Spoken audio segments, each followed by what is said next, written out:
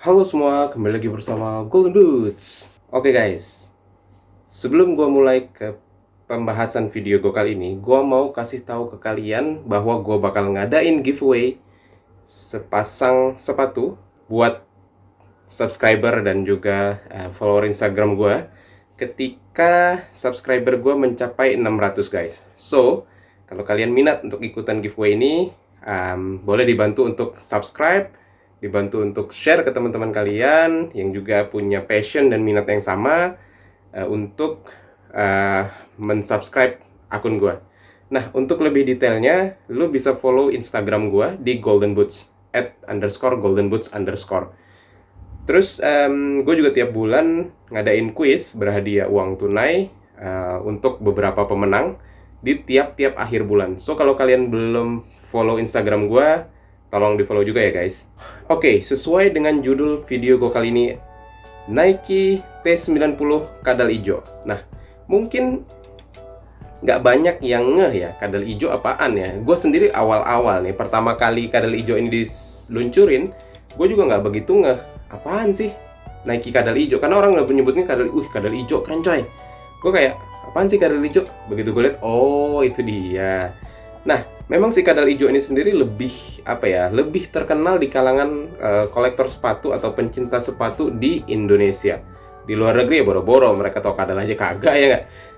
Terus sepatu ini diluncurin di tahun 2010 awal, dan memang first colorway yang diluncurin adalah yang berwarna hijau elektrik ya kalau orang ngomongnya. Tededeng. Kalau ini adalah Nike T90 generasi ketiga. Oke, sepatu ini sendiri, sebelum gua lebih detail ngebahas tentang sepatu ini, fun fact dulu ya tentang sepatu ini. Sepatu ini sendiri diluncurin pada saat itu terbagi menjadi 4 tier. T90 Elite, T90 Laser, T90 Shoot, dan T90 Strike. Kita singkirin yang Strike karena kurang menarik untuk dibahas. Tapi yang tiga ini, uniknya adalah mereka mempunyai material upper yang kurang lebih sama. Baik yang Elite, yang Laser, dan juga yang Shoot. Mereka sama-sama menggunakan material Teijin Synthetic Leather, ya synthetic leather tapi Teijin, yang diklaim Nike adalah teknologi advance-nya mereka lah ya dalam membuat sebuah upper sepatu bola. Cuman memang yang di T90 Shoot materialnya agak dikurangi sedikit sehingga dia lebih berat. Nah, lalu apa perbedaan antara yang Elite dengan yang Maestri? Sebenarnya Elite dan Maestri ini sama-sama dipakai oleh pemain pro. Jadi kayak sekarang lah ya, ada pemain yang pakai Superfly dan ada yang pakai Vapor yang Elite. Sama-sama top grade, first grade, tapi yang membedakan adalah pada outsole-nya untuk yang Elite. Outsole yang Elite, bentuk outsole-nya sendiri sama ya, kurang lebih seperti ini semua. Untuk yang Elite, dia outsole-nya memakai bahan karbon. Dan untuk yang Laser, dia memakai bahan yang kurang lebih seperti ini, cuman dia dengan material yang lebih baik. Oh ya, by the way, sepatu ini sendiri adalah T90 Shoot, artinya mid grade-nya, bukan yang top grade. Perbedaannya adalah di statnya. Nah, untuk upper-nya sendiri, seperti yang gue bilang tadi, nggak ada perbedaan mencolok antara yang Elite, Laser, dengan yang ini. Bahkan dari shooting pad-nya sendiri, bahan material ininya memang agak sedikit berbeda ya guys. Cuman, gue sih nggak pernah megang langsung, cuman dari yang gue baca, dari info yang gue baca, untuk material shooting pad-nya itu kurang lebih sama, mulai dari yang Elite, Laser, sama yang Shoot. Cuman dia berbeda di bagian belakangnya guys. Terus, apa nih yang kepikiran di benak kalian ketika kalian melihat Nike T90 ini? Bervariasi pasti ya nggak? Gue sendiri, gue nggak tahu juga kenapa ya. Kalau gue ngeliat sepatu ini, yang kepikiran di benak gue adalah Wayne Rooney. Walaupun sebenarnya pada saat itu pengguna Nike T90 ini adalah lumayan nama-nama terkenal ya, seperti Fernando Torres, seperti Wesley Sneijder. Lalu kalau dari back itu ada Douglas Maicon. Itu adalah sedikit contoh pemain-pemain terkenal yang pakai sepatu ini. Ada juga ya Robbie Keane juga pakai sepatu ini. Terus rata-rata ya striker, karena memang diperuntukkan untuk pemain yang menggunakan power. Ini sendiri tipenya menurut Nike adalah tipe power, menyaingi Adidas Predator ya nggak? Waktu itu lagi famous banget nih area shooting pad, area Predator Element atau apapun yang seperti itu ya. Nah, terus sepatu ini sebenarnya di tahun ini sempat muncul gimmick iklan dari Nike yang kayaknya sih mau ngeluarin remake-nya gitu. Dan udah sempet heboh juga sih waktu itu. Banyak banget yang udah mulai menantikan karena di tahun 2019 Nike ngeluncurin T90 laser yang warna kuning, generasi kedua kalau nggak salah ya. Dan itu cukup mendapat sambutan yang sangat baik guys. Baru diluncurin nggak lama udah sold out. Dan dari beberapa review para kolektor besar di dunia, rata-rata masukin sepatu itu menjadi top 3 best boots untuk tahun 2019. Baik best remake boots maupun memang best boots overall. Jadi memang sepatu itu nggak kaleng-kaleng guys. Jadi ketika ada gimmick Nike ngiklanin mau ngeluarin remake ini, wih, udah sempet lumayan sambutannya, udah wah gue mau. Tapi ternyata guys, cuman gimmick doang. Nike ternyata ngeluncurin Phantom Venomnya dengan colorway yang mirip banget dengan ini. Cuma teknologinya ya nggak ada, bukan yang kayak gini ya nggak. Oke, kembali lagi ke Wayne Rooney. Gue lebih milih Wayne Rooney untuk pakai sepatu ini. Seperti yang gue bilang tadi ya, gue nggak tahu kenapa. Gue suka aja, bukan gue suka ya, gue ngebayangin aja. Kalau gue ngeliat colorway yang ini, gue pasti ngebayangin Wayne Rooney.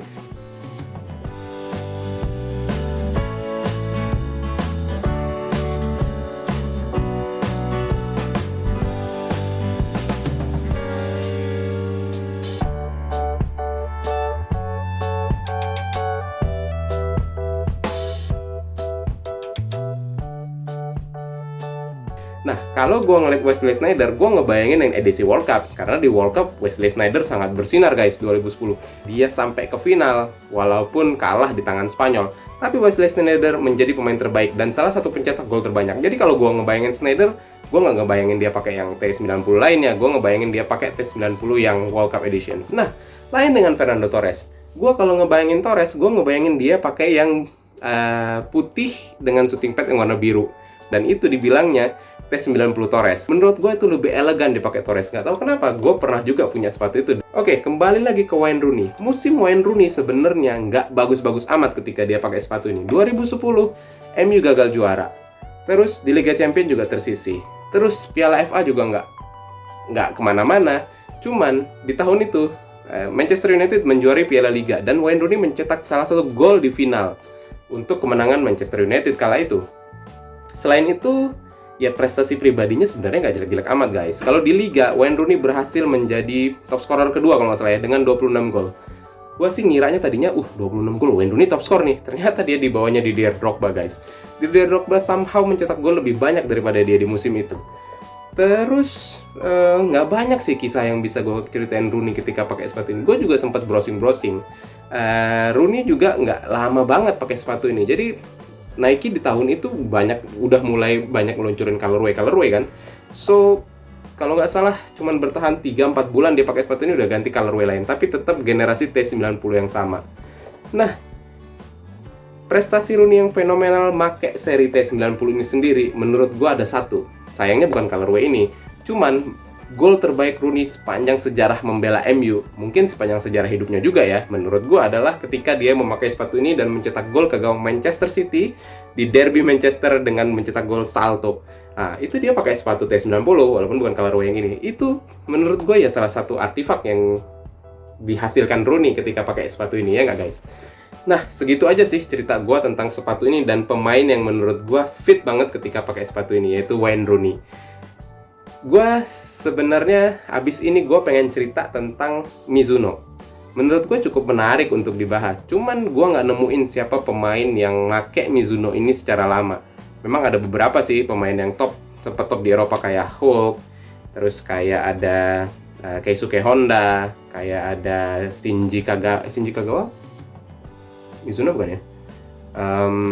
Tapi pemain-pemain top tiernya lah ya di Eropa itu jarang banget yang pakai Mizuno. Mizuno ini penetrasi pasarnya agak kurang. Cuman Mizuno ini dibilang orang adalah sepatu handmade kulit terbaik di dunia.